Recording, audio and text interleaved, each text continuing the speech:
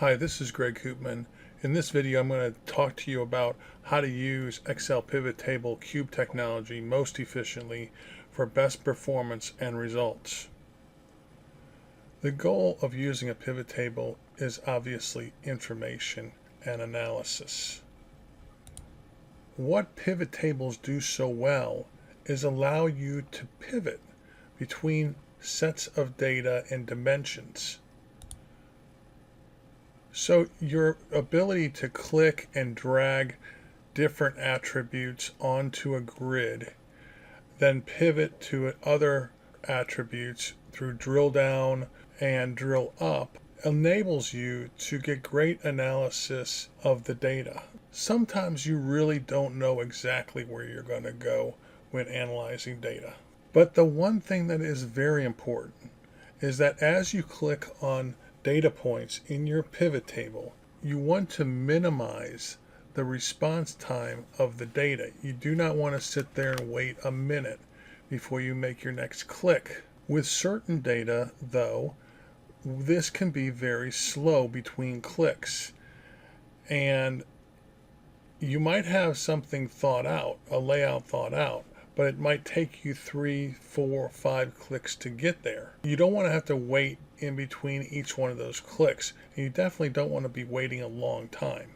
So what I'm going to do in this video is try to give you some guidelines on how to better strategize your layouts and your movements around a pivot table for best performance.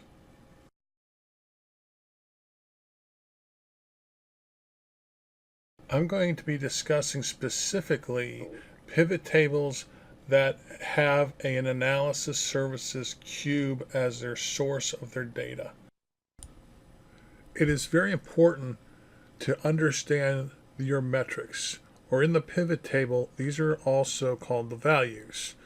So for example, sales amount, price, different kinds of counts, and this sort of thing. Now, what I'm trying to say is this. Not every metric's performance is the same. What I mean by performance is when you click on it and it goes out from your pivot table to the cube to retrieve the data for that particular data point. Some metrics perform much slower than other metrics. And it's very important that you understand which of these metrics are your slow performance metrics, because these are going to slow you down more than anything, and these are the ones when you're going to use them in your reports or in your pivot tables, you need to understand which ones these are, because these are going to slow you down big time. Okay, the way you'll know which ones they are, you can do a trial. You can do it one at a time and check them yourself to see which ones perform slower. But basically, under the covers, a more technical way of understanding it is just to talk to your person that created the cube and find out which ones they believe will be the slowest performers. Usually these are going to be your distinct count or any calculated measures that rely on a distinct count measure. That is your probably your worst enemy as far as performance goes. Things like sum, minimum, maximum, average, these metrics are much better performers, and when you query them, they'll come back much quicker generally. But there will be certain ones that will be really slow. So what will happen is if you have 6 of these metrics on a grid, you will, and one of them slow, it's going to slow them all down. Okay, so sometimes you'll say, well, maybe I don't need to look at that particular metric, so I'll leave that off, and then your performance will be much better as far as your going from page to page. Okay, so this is real important to understand your metrics. Get with your designer of the cube, do some experimentation, but find out which metrics are your slow performers and which ones are your fast performers. Your slow performers you're going to need to work with smaller sets of data, or you're just going to have to expect to wait longer. So you need to identify those metrics. very common problem in many cubes, multidimensional, that people run into, and they really might not understand it and how to get around it. And it has to do with a aggregate called distinct count. And I'm going to demonstrate how this problem occurs, and I'm going to demonstrate how to solve this problem, or at least make it so it's not so prevalent to your users. Okay, so what is a distinct count? As this illustrates in this diagram here, I put in 3 different invoices or orders, and each one has a certain items that are associated with an extended sales price, and then a grand total, the number of lines, and the number of orders. So what analysis services does is it allows you to create aggregate metrics on different things, right? So you can do sum, you can do min, you can do max, you can do count, you can do distinct count. So as you see here, we have order 1, which is which has 3 line items.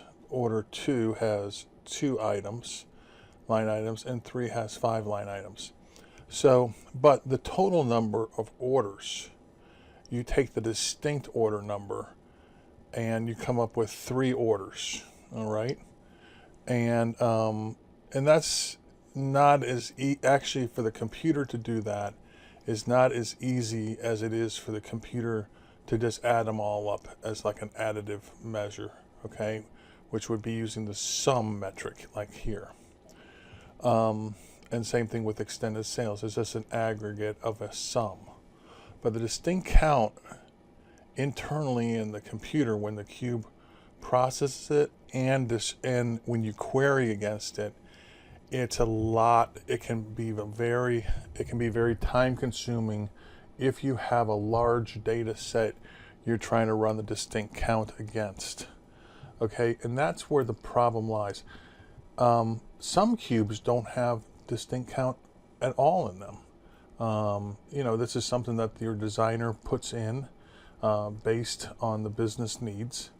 And so, for example, if you want to know what the average number, the average amount per order is, you would need that distinct count in your denominator, right? So there you need a distinct count. There's many ways where a distinct count comes in very handy in business. But some cubes don't have them at all for one reason or another.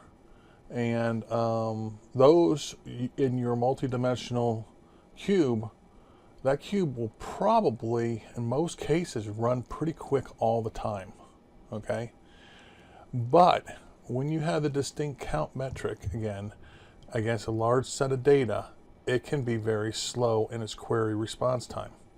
All right, so because of the heavy calculations to figure out just the distinct count, like I said. So that's what I'm trying to point out here. Now, sometimes the distinct count can hide from you. So let's say we had an average per order, right? Well, that's the average per order is a calculated member, but its denominator is a distinct count. So it's going to also be difficult. It's also going to have this performance issue associated with it.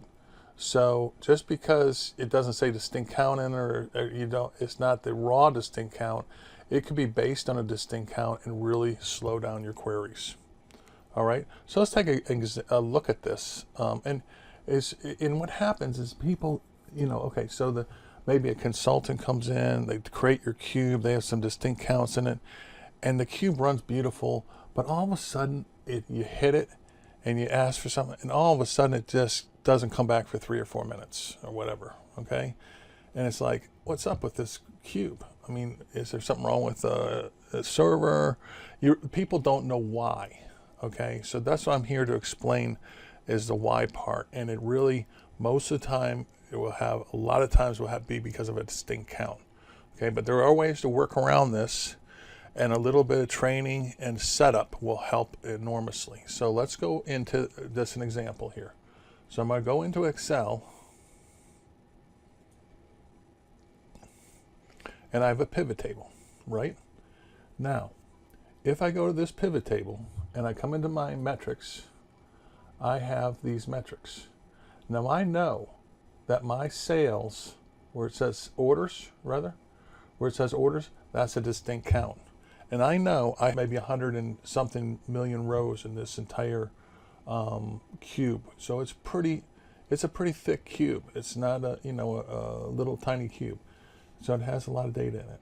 Okay, so but if I come in here and I say sales dollars, now remember that's a sum, so it just adds it all up.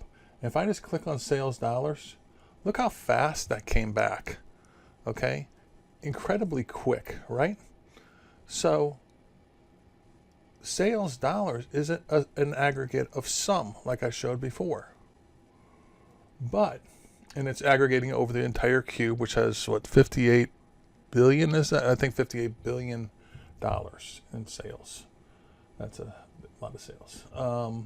Okay, so but I know orders. This is distinct count, and I really hate to do this, but I'm going to go ahead, and I know what's going to happen. When I click on orders, it's going to take a long time for the distinct count of orders over all those, over 3 years of data, over millions and millions of rows. I just clicked on orders, and as you see, okay, it's starting at 6:30, and now when it comes back, it's going to fall right next to sales dollars. Now this is the one that makes your users crazy. Not only does it make your users crazy, when you're demoing it to your users, you go crazy because you know it's like, oh my God, this is awful. My users are going to hate all the work I've done, and you know what? It gives a very bad perception. So I'm going to let this run. When it comes back, we're going to see how long it took. We started at 6 minutes 30 seconds on my recorder here, so we're going to see how long that takes. But already, it's at 45 seconds almost. Okay, and that 45 seconds in most cases is way too long. But we'll let it go, and I'll be back.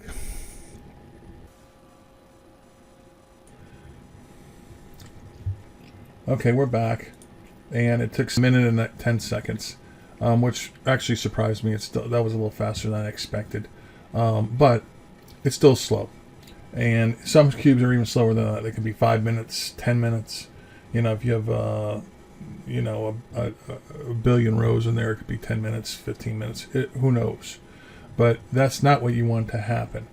And what happens is in a cube situation, when you come into an Excel pivot table, initially, right? If I pulled that date into the filters, well, what date do you think is the default date here? Well, it's the default date, and the default for every dimension, unless you set it, is set to all. The dimensions are all, their default is always set to all, which includes the date dimension, right? So if I pull the date dimension, let me pull up something like years, fiscal years. I pull that in my filters, okay? Look what it's there. It's set to all, which means give me all the data, okay? All the data. So all the data is for all the years and all the days. So what would happen? And so the first thing that happens when your users come in, they'll pull a couple things over. A lot of times they're not going to set that date initially before they bring it over. So what happens? They're always going against all orders, and they always have to wait that minute and a half, 2 minutes, 10 minutes, whatever it is, for the distinct count. If we're unlucky enough to pull a metric for distinct count over. Okay? But now let's pretend that I'm going to set this now to just 1 year, to 2008. Okay? Still pretty big, right? So now let's see what happens. So we're going to look at the counter, the timer. So here,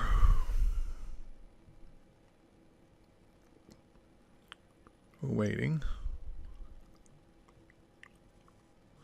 Okay, that came back in like 30 seconds. Still took a while for 1 year.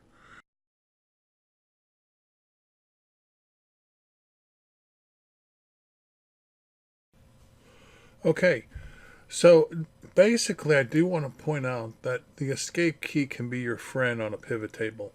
Sometimes when you run into a problem where you're seeing a query just taking a long time, and you don't even know when it's going to end, sometimes you can press the escape key and it will just stop it dead in its tracks and you can start over. Sometimes it doesn't work. So I would try to stay away from that as much as possible. But sometimes your escape key can work in a desperate situation. Sometimes it just freezes your screen, and sometimes you have to redo your task, maybe end the task, and even. But anyways, let's look at a little example here. So I know this particular pivot table has a bunch of calculated members that all depend on a distinct count. Okay, there's only one in here that does a normal sum.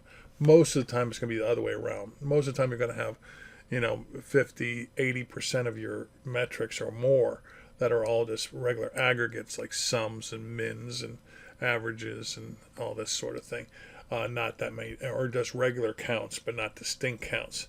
But in this particular cube, all of these things depend on distinct counts except for the sales. So if I go in and I go ahead and just set up a quick little run for demo purposes, I'll just put a filter in for fiscal calendar, and we'll just go ahead and set this up to all dates, okay? And I'm just going to drop over the sales. Now, this is for 3 years, about 150 million rows, all aggregated up. And I just put sales and values. Look how fast it is. It's immediate, right? Even if I go in and I put look at fiscal month, which will be 36 months all aggregated, it's going to be super fast. Immediate, again, right? Even if I drop a few more things in here, let's say I go, well, let's see, month. Let's throw year on top of there. Okay, so I put year on top. And now you see year already is there, right? So, and we could throw in, we can even throw in the whole full date. So we're getting 365 days times 3, which is about 1,000 extra rows. Let's see how fast that runs. Okay, so there it is, about 5 seconds. Okay, so what my point is here is that the sales metric is a very high performant metric. You're not going to have many problems with that metric.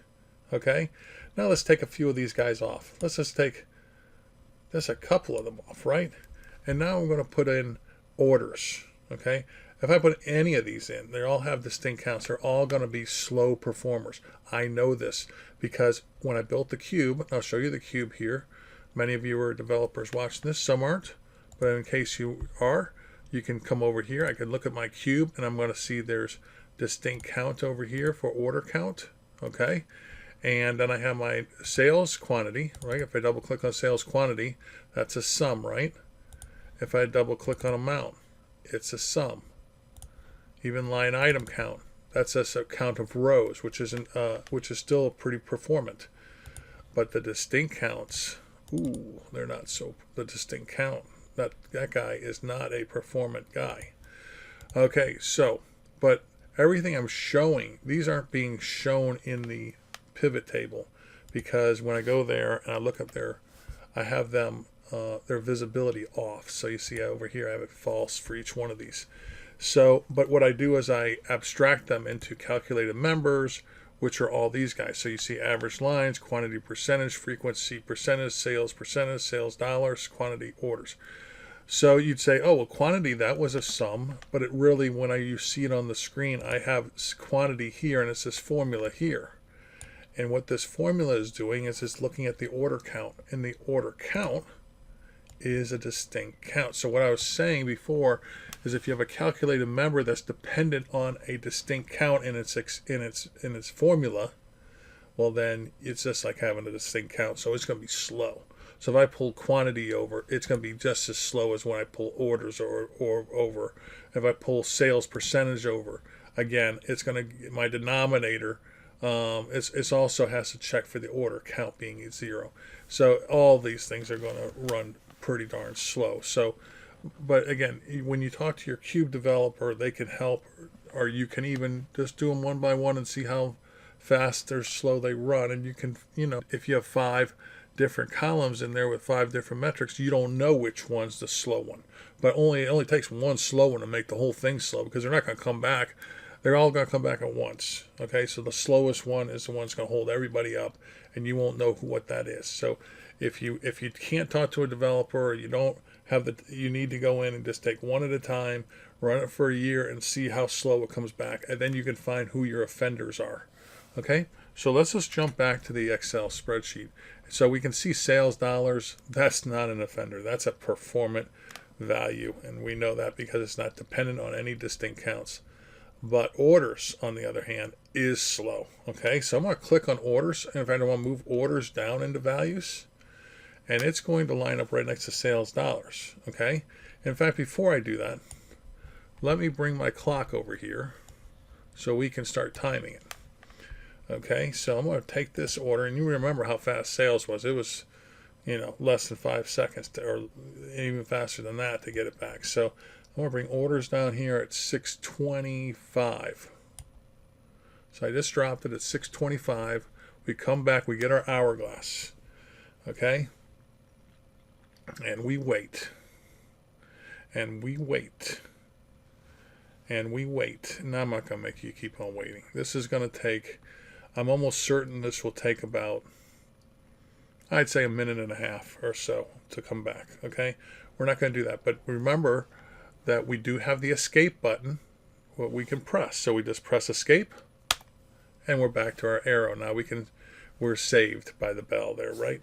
But let's say we do want to use orders, right? But we don't need to look at 3 years of orders. We're really just interested in the latest month in the current year in 2009. So what I'm going to do is this: go back into my filter and uncheck everything. I'm going to go into month 12, okay? And I'm going to say, okay, let me get rid of this guy. Let me put it down there anyways. I think I lost it. So I go back down here. I want to come down to month 12, right? So the 1 month.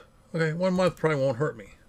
Super fast on the sales. Now let's drag the orders over into values and see how long it takes. Now we're at 750. Now to drop it, and 750, 753, 752 orders came in. All right. So my point being is that you can use escape if you run into trouble, but just know your metrics. And when you know they're going to be a slow one, you need to make sure, or try to, if you can, not to overdo your scope, right? Now, if I went over here and I just went and I started checking a bunch more months, okay, let's try a few more. Okay, so I got a few more months. And now when I hit OK, it's probably going to take, it only took 3 seconds before, so I assume it might take 9 seconds to refresh. So waiting, not waiting, waiting. It should be back almost by now. So usually it's still going, but I'm there. It is. Okay, so it finally came back. But as you see, when you increase the scope of your filters, these distinct counts are going to punish you, okay, in time. So if you don't need a big scope, don't take a big scope of the filter, okay? Keep it to the smallest segment that you need to achieve your goals, okay? All right, so that's it. I just wanted to show you basically in this segment that the escape key is your friend most of the time, but don't totally rely on that friend, because sometimes that friend isn't going to be able to help you. Sometimes the query beats it out, and it just freezes up your screen. So many times it works, sometimes it doesn't. Let's just try one more and see if it works. So one more to try. So I'm going to go ahead and go another year. So we know that's going to take at least 30 seconds to go. I say, okay, there's the hourglass. I'm going to press my escape key, and we're back. So the escape key works pretty good, at least in these examples.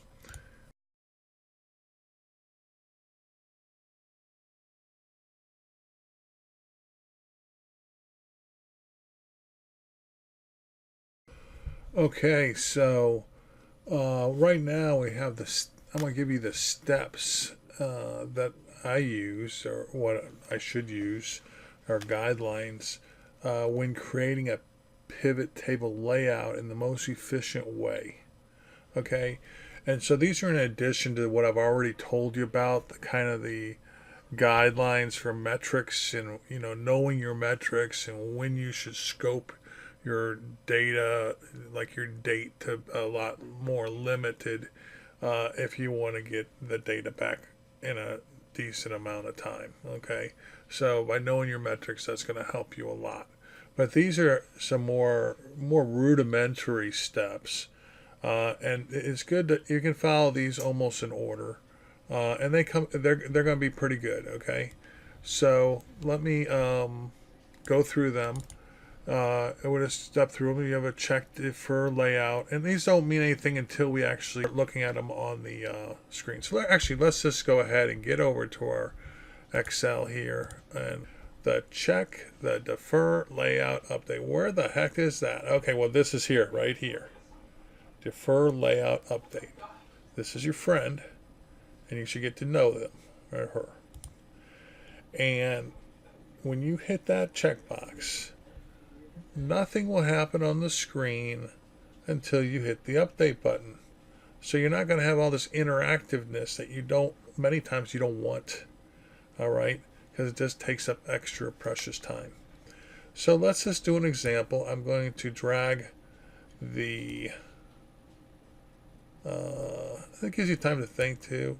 I'm going to drag this up to the filters, this date. And notice nothing's happening over here because I haven't hit the update. Okay, so the first thing is to drag the attributes for the filters box up there. So I did that. And at that point, I might do the update, to tell you the truth, because I need to see that guy. And I want to, this is when I want to get my filters over into the filters area. And then once I get them over there, I want to adjust them to what I want. Okay, now while I'm adjusting these guys, I don't have to worry too much. I'm going to go to month 11 and month 12, okay, for 2008, right? And when I say okay, I don't have to worry. There's no data in here. So I don't have to worry about whether it's going to update or not. So, but I'm going to go back in. I'm going to turn the update on because I like to, in general, it's probably a pretty good idea. So, for at least for now. So our next step, after we've set our filter here, we will drag our dimension, we'll drag the dimension attributes to the rows box. So what I'm going to do is start filling in my rows. So my rows, I want to have, I think I want to have my customer dimension over in rows, this hierarchy. And I think I'm going to just stick with that. And I think, well, maybe I'll put in months too underneath there. So now you see I got them there, but nothing's happening on the screen, which is good because I don't want anything to happen on the screen because I'm not even ready for anything to happen on the screen. Next, I'm going to go ahead and put in my sales dollars into values and my orders into values. Okay. So now I'm dropping, I'm still, okay. So, and I'm also going to put my columns, I'm going to put something on my columns. I think I want to put year up on my columns. So I'm going to go down to date and my fiscal year up to columns. I want it above my values. So there we go. So I got my fiscal year. Actually, I'm going to come over here and change my, well, it won't let me change my filter yet. So now I have everything the way I want it to start with. I have nothing showing here, but then I can press at the very end, I press my update button, and now it all executes at once. So I get my little hourglass. Now I did pick an orders metric, which is a time-consuming metric, remember. But as I recall, I only picked 2 months. So this should be back, but I also have picked all the customers hierarchy. So as you see, it came back nice and sweet. and now I can go from here. So I have my fiscal year 2008. I have my sales orders, sales dollars, and my orders. I have the 2 months I selected, and I have my customer hierarchy there. So if I came in here and I want to look at my Asia,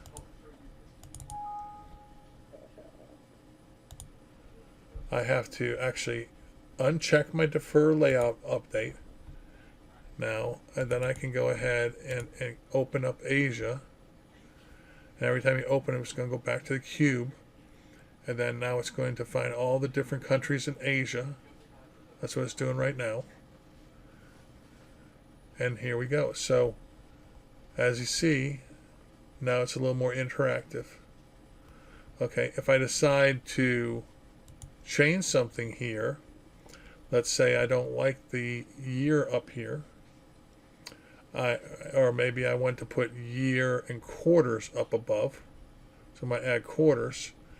You know, if I'm going to do add quarters and remove fiscal month from here, I can do that, but then I might do my defer layout, and that way I don't have to get hit by anything yet. And I'm going to put the fiscal year quarter up there. Now I hit update again. It does its processing. So the defer layout update is a good deal, because otherwise you do all your layout work. Then when you're done, you can hit your update button, okay? And then you just get hit once with the query instead of getting hit each time you do every single movement of data. You don't want to get hit by a query each time. It just gets so slow. So you want to do it all at once. So really, that's what this whole set of guidelines is all about. So basically, the first thing you'll do in most of your iterations is to go ahead and get your defer layout update. The next thing you'll do is you'll establish your filters up in the filters area, and then you're going to go ahead and place what dimension attributes you want in your rows, and then what you want in your columns. And then after that, you're going to figure out what your metrics are going to be from here and put those in your values. Okay. But before you do, actually, the best steps to do is to get your filters first, and then set your filters. Then come in and hit your defer layout update when there's nothing in the metrics. Because when that defer layout update is checked, you can't set your filters to the filters you need. So that's what, like we did, okay? So go through the steps again. You want to first drag your dimension up into filters that you want to filter by, and drag all those up here. Then go over and set your filters to the attributes you need. Then after that, you'll set your attributes on your rows and on your after that, you're going to do your check your defer layout update. Then you're going to start pushing your columns and your rows. You're going to set those up. Then you're going to lastly set your values. And after everything is set over here, then you're going to press your update button, and the whole thing will update from there. Okay, so now if I want to add another column, I have my defer layout update here. I'm going to add quantity, and I'm going to add grand total. Okay, so now that might take a little longer, but we're going to hit update. And actually, since I guess the line items were already done, it came back very quickly, since the distinct count that it's based on was already on the grid. I guess it didn't have to recalculate that. So that came in real quick. But as you see, that's how it works. So again, the same thing happens when you're dragging stuff off the rows, right? It's better if you have this defer layout checkbox on. That way you can, because otherwise, again, it's doing all the updates. So let's say I want to take off quantity, orders, grand total. I just want to leave sales. I don't want fiscal year here anymore. I want fiscal quarter to come down under customer. And I want, yeah, and that's it. So now I hit update, and boom, we're right where we want to be. Okay, so that's it. So you see so you see everything comes out real good with that defer layout update button. And just a little bit of planning, you can get a lot more efficient at your pivot table layouts. Okay, so just in summary, we talked about knowing your metrics and which ones are the performant and not performant ones. Very important. The second thing we talked about was the escape key and how that can get you out of trouble most of the time. No, not always. Don't always count on it. And the third thing was a prescription for how to do your setup. This all really revolves around this defer layout update checkbox, so that you can kind of lay it all out, then hit the update, and it all happens at once instead of so much in between, so much iteratively that it slows you down too much. So those are the concepts I wanted to point out to you to make you more efficient, and also to make your pivot tables more performant. Thank you for listening.